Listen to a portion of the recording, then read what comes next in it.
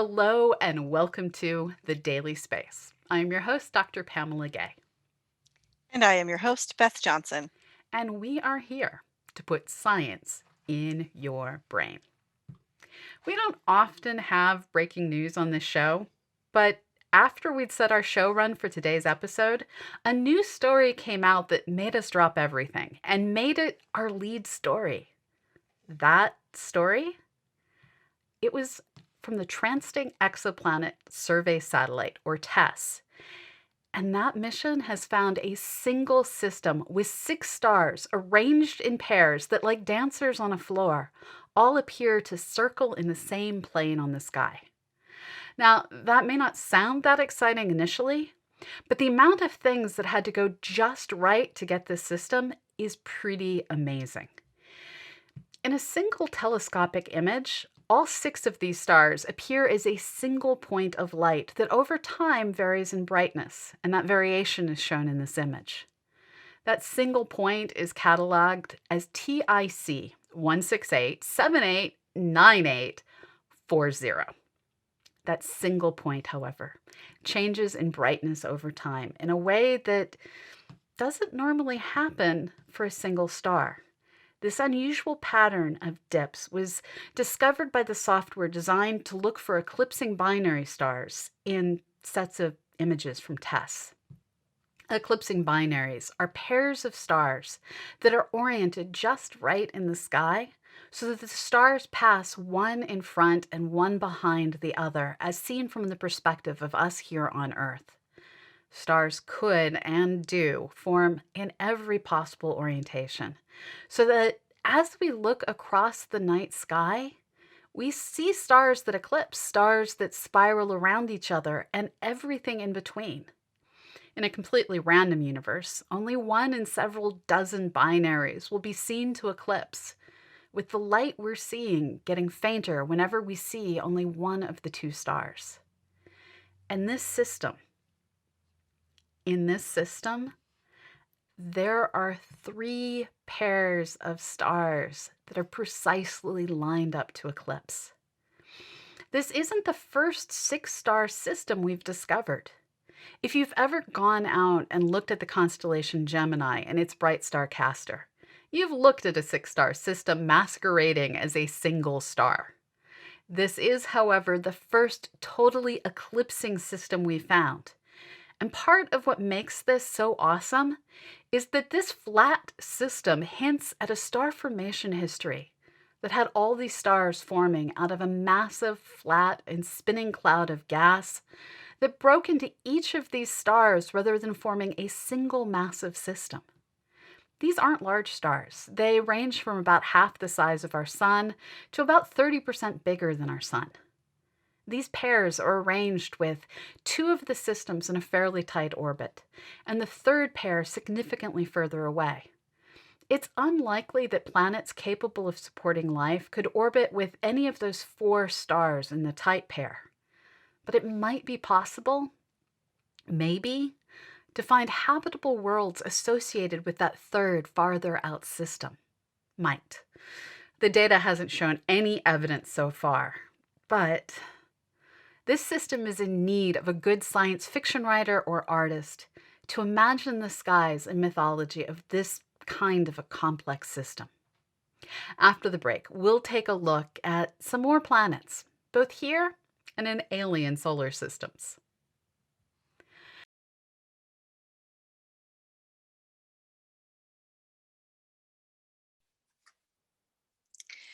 It feels like Venus has been in the news a lot lately, which is surprising because up until last year, we mostly seemed to ignore our sister planet.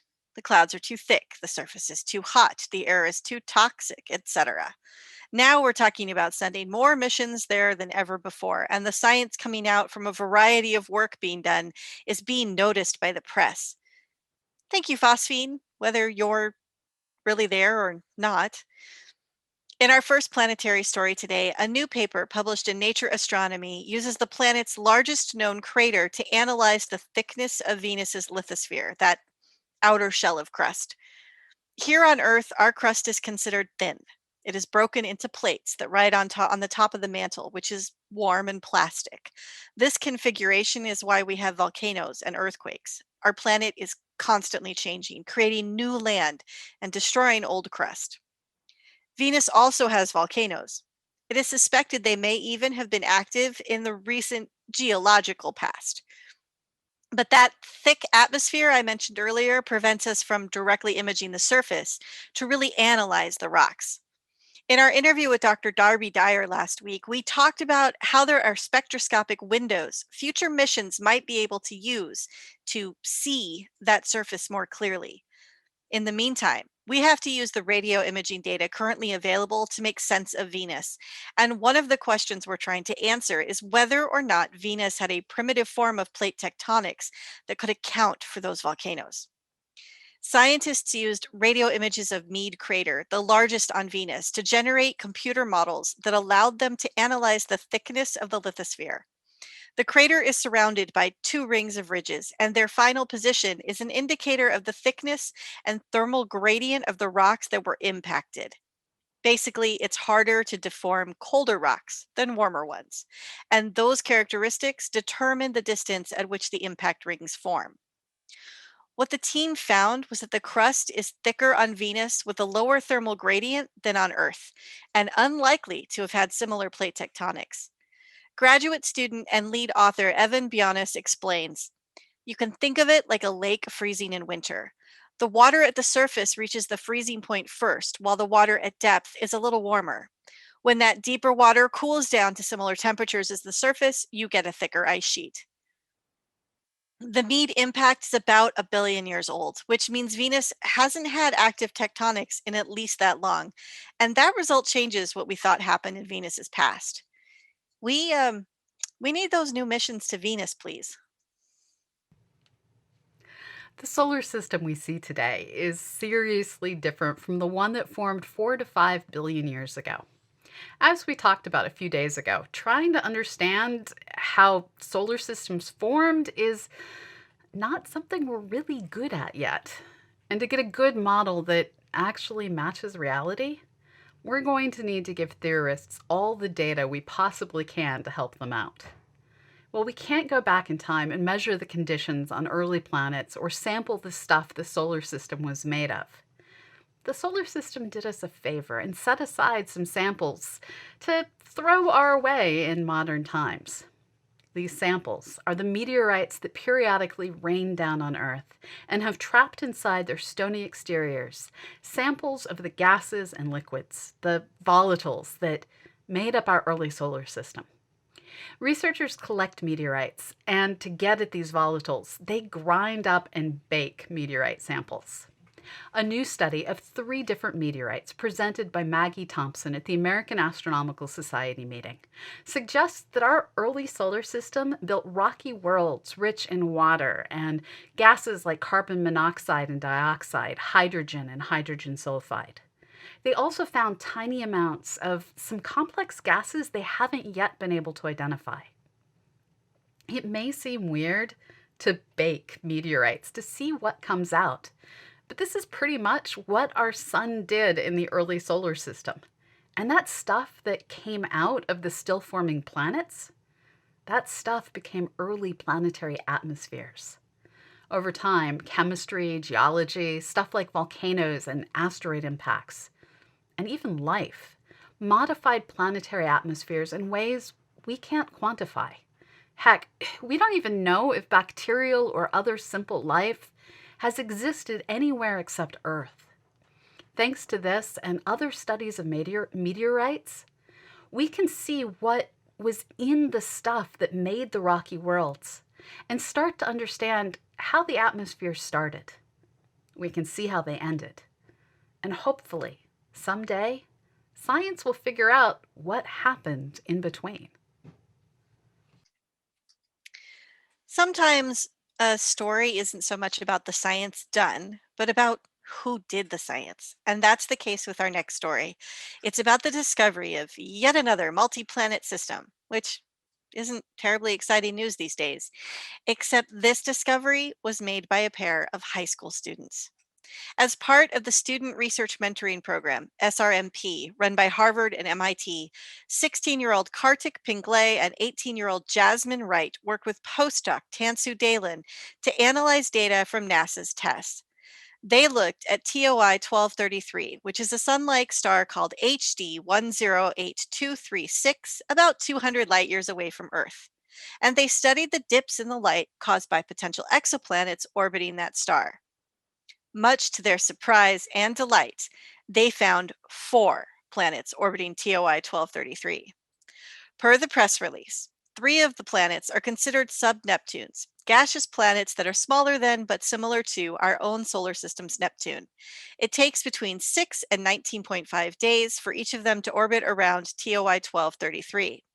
The 4th planet is labeled a super-Earth for its large size and rockiness. It orbits around the star in just under 4 days. The results of this research were published this week in the Astronomical Journal with Pinglay and Wright as co-authors. The SRMP was founded in 2016 and provides about 12 students a year, mostly underrepresented minorities, with a paid research job. Pinglay is currently a junior in high school and contemplating majoring in applied mathematics or astrophysics. Wright was recently accepted into a 5-year astrophysics master's program in Scotland. Congratulations to you both and good luck in your future careers. We expect big things. We're going to take a quick break and then talk about the difficulties of fossil hunting on Mars. Stay tuned.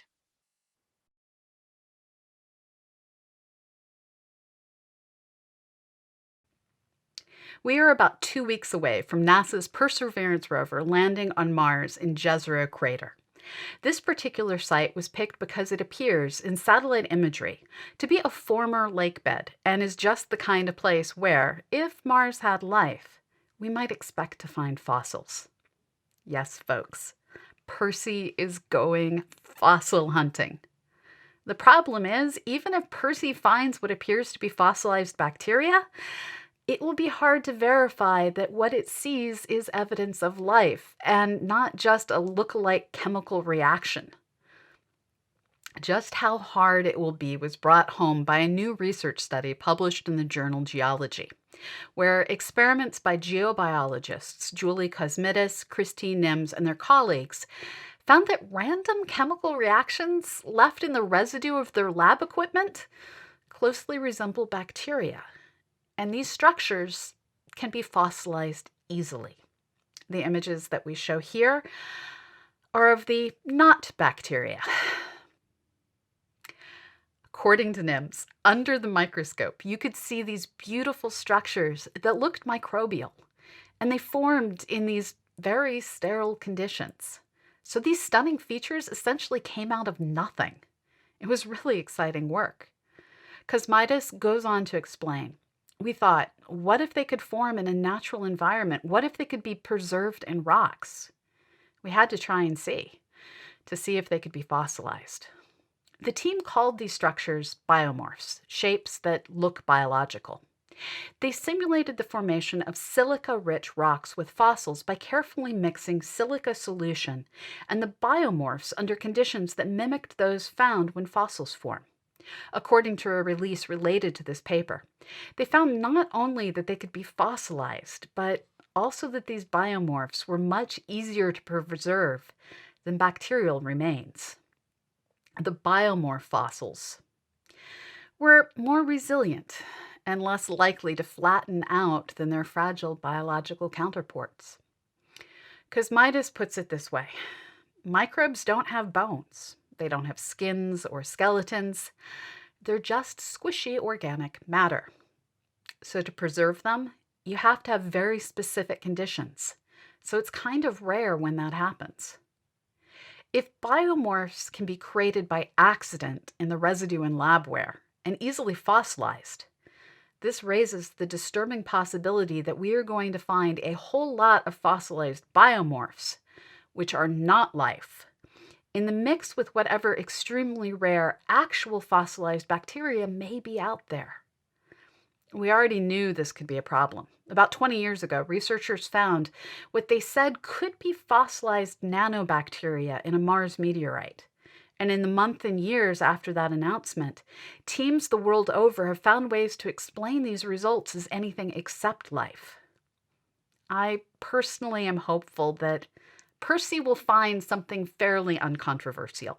I'm wishing for a nice, beautiful collection of stromatolites, fossilized bacteria mats like we see here on Earth. To be fair, anything we find will have folks arguing, that can't be fossilized life because. But if we can show that life here is similar to what began out there far across the solar system, it will give us a new understanding of how life might fight to survive out there beyond the heavens. When we come back from break, we're going to take a look deep beneath the sea and learn about how we first came to map the region of our planet that sometimes feels far harder to explore than the skies above.